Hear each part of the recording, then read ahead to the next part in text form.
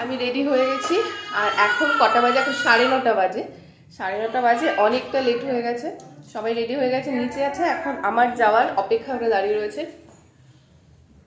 এই বেনারসিটা পরেছি, এটা আমার রিসেপশনের বেনারসি ছিল। অনেকদিন পরা হয় না, এটা কোনো বিয়েতেই পরা হয় না, তো ভাবলাম যে এটাই পরি। আর ব্যাস রেডি আমি, এইবার যাব। এটা নিয়ে একটা গল্প আছে। এটা একটা রিসেপশন। তো আমি এখন যেখানে যাচ্ছি এটার একটা বড় স্টোরি আছে, তোমাদের আগে শোনাই। তো এখন এটা কোনো বিয়ে নয়, মানে কি বলবো, এদের দুজনের আগে বিয়ে, মানে পালিয়ে বিয়ে করেছিল। তো অনুষ্ঠান করা হয়নি, মানে রিসেপশন এরা করেনি। তো সেটাই আজকে ওরা করছে, তাও 5 বছর পর। আর 5 বছরে ওরা দুজনেই এস্টাবলিশ হয়েছে, আগে এস্টাবলিশ ছিল না।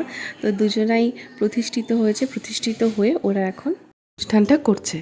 আর এদের সাথে আমাদের কোনো আত্মীয় সম্পর্ক না। আমরা যখন এখানে প্রথম এসেছিলাম, মানে আমরা এই বাড়িতে যখন প্রথম ঢুকেছিলাম, এদের সাথে আমাদের খুব ভালো একটা রিলেশন ছিল। কোনো রক্তের সম্পর্ক না, কোনো আত্মীয় সম্পর্ক না, কিন্তু একটা খুব ভালো বন্ডিং ছিল। তো আমার শাশুড়ি মা, এর শাশুড়ি মা সবাই খুব ভালো বন্ধু ছিল। এদের বাড়িতে যেতাম। আমি যখন প্রথম এসেছিলাম বিয়ে করে, তখন আমার শাশুড়ি মা খুব অসুস্থ ছিলেন, তো তখন আর যাওয়া হয়নি। কিন্তু এদের সাথে খুব ভালো সম্পর্ক আমার শাশুড়ি মা আমাকে বলতো। তো আর এরা খুবই ভালো। এনার শ্বশুর, মানে আমার জেঠু হয়, ইনি তো খুবই ভালো, ভীষণ ভালো মানুষ।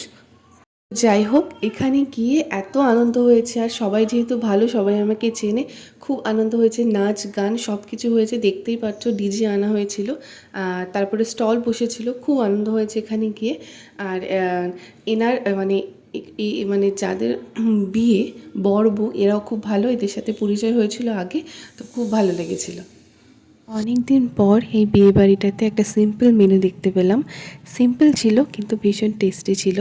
আমার তো সব খাবারই ভালো লেগেছে।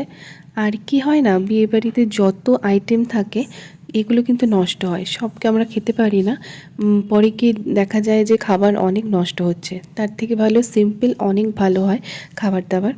তো এইখানে আমি খেয়েছি, ভালোভাবে খেয়েছি, কিন্তু এত আনন্দ হয়েছে, সবাই খুব ভালো ছিল। আর আমাদের নিজেদের মধ্যে ছিল না, কিন্তু আমাদের আত্মীয় না, আমাদের মানে খুব কাছের কেউ, তো ভীষণ আনন্দ করেছিলাম।